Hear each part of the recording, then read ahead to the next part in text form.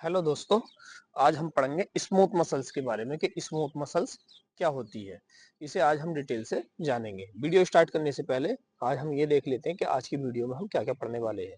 सबसे पहले पढ़ेंगे हम कि स्मूथ मसल्स क्या है और यहाँ ये कहाँ होती है, यानी कि इसकी लोकेशन क्या है। उसके बाद हम पढ़ेंगे कि इसका स्ट्रक्चर क्या होता है, इसकी संरचना देखेंगे।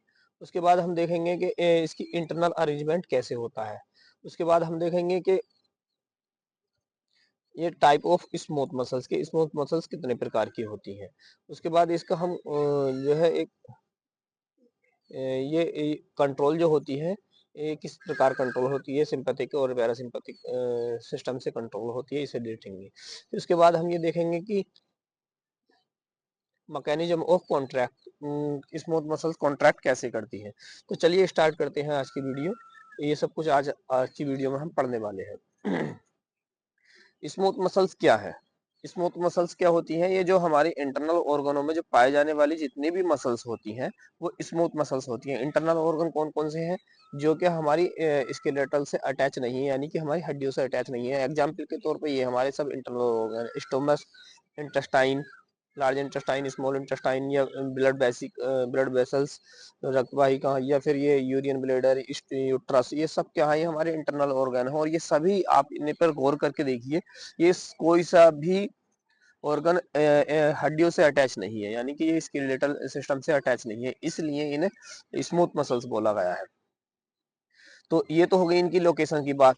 अब बात कर लेते हैं क्या है। ये इनवॉलेंट्री मसल्स होती हैं, यानी कि ये हमारी इच्छा के अनुसार काम नहीं करती हैं। इच्छा के अनुसार आप ये जो मैंने आपको चार ऑर्गन के जो डायग्राम दिखाए हैं, आप इन चारों ऑर्गनों पर गौर करके देखिए, क्या ये हमारी इच्छा के अनुसार काम करते हैं।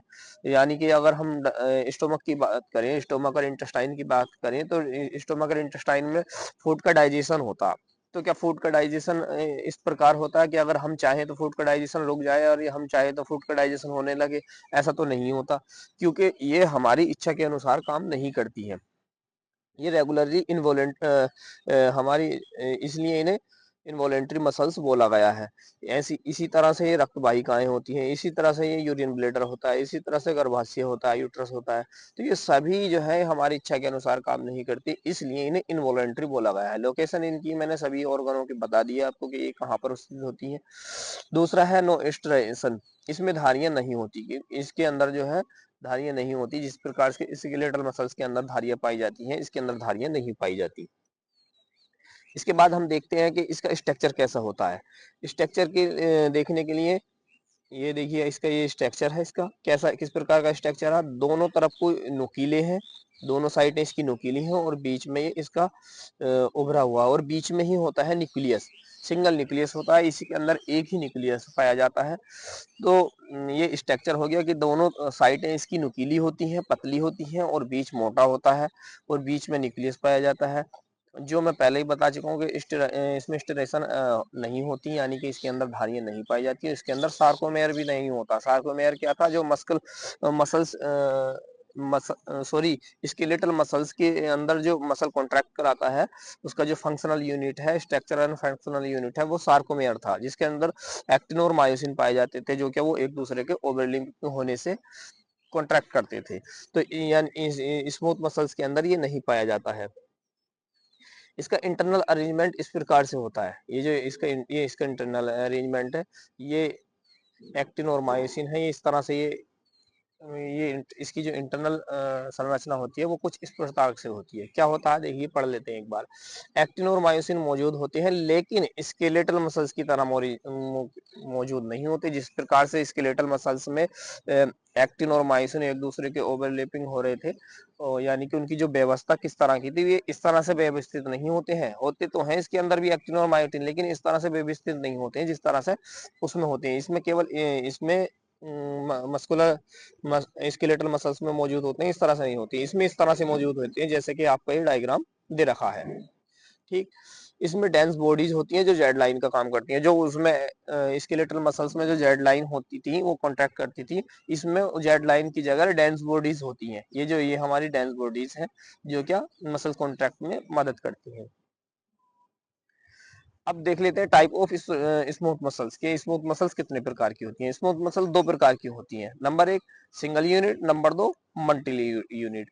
सिंगल यूनिट क्या है? सिंगल यूनिट होती है इसके अंदर गैप जंक्शन हो पाया जाता है। देखिए जैसे इसमें डायग्राम में दे रखा है, इसके अंदर गैप जंक्शन पाया जाता है। और ये सिंगल यूनिट का क्या काम होता है? ये सारी मसल्स एक बार कॉन्टैक्ट करती हैं। जैसे क्या, इसमें मैं बता दूं, सेल्स इंटरकलेटेड गैप जंक्शन होता है, पूरी यूनिट एक साथ काम कॉन्ट्रैक्ट करती है। एग्जाम्पल के तौर पर यूट्रस और इंटेस्टाइन, यानी कि आप जब खाना खाते हैं, खाना खाने का जो डाइजेशन होता है, तो वो ऐसा तो नहीं है कि आधी आंत या आधी आंत का एक 1/4 आंत काम कर रही है और बाकी नहीं कर रही। पूरी की पूरी यूनिट यानी कि पूरी का पूरा ऑर्गन एक साथ काम करता है, इसलिए इसको सिंगल यूनिट बोला गया। अगर मल्टी यूनिट की अगर बात करें तो मल्टी यूनिट क्या होता है? ये इंडिपेंडेंट फाइबर्स होते हैं। ये फाइन कंट्रोल की सुविधा होती है, जैसे कि एग्जाम्पल आइरिस ये और ब्लड वेसल्स। तो ये जो है इस तरह से काम करती हैं। देखते हैं आगे इसको कंट्रोल कैसे करते हैं। ये इन्वर्जन यानी कि तंत्रिका नियंत्रण, ये कैसे कंट्रोल होती है? जैसे इसमें जो ऑटोनोमिक नर्वस सिस्टम है, जैसे कि हम जब हम नर्वस सिस्टम पढ़ेंगे तो उसमें पढ़ेंगे सेंट्रल नर्वस सिस्टम और peripheral nervous system. Peripheral nervous system में सोमैटिक नर्वस सिस्टम और ऑटोनोमिक नर्वस सिस्टम पढ़ेंगे। ऑटोनोमिक नर्वस सिस्टम दो भागों में होता है, सिंपैथिक और पैरासिम्पैथिक। तो ये जो हमारी स्मूथ मसल्स हैं जो इनवॉलेंट्री होती हैं, ये पैरासिम्पैथिक नर्वस सिस्टम और sympathetic nervous system, sympathetic nervous system और पैरासिम्पैथिक नर्वस सिस्टम से कंट्रोल करती हैं। सिंपैथिक नर्वस सिस्टम में क्या होता है? न्यूरोट्रांसमीटर होता है, कौन सा वाला? न्यूरोफेनेरामाइन। इसमें न्यूरोट्रांसमीटर कौन सा होता है? इसमें एसिटाइलिन होता है। पैरासिम्पैथिक नर्वस सिस्टम जो कंट्रोल होता है, इसमें मैं पहले भी बता चुका हूँ, ये वॉलेंटरी नहीं, बिल्कुल नहीं होती है। ये है मैकेनिज्म ऑफ द कॉन्ट्रैक्ट।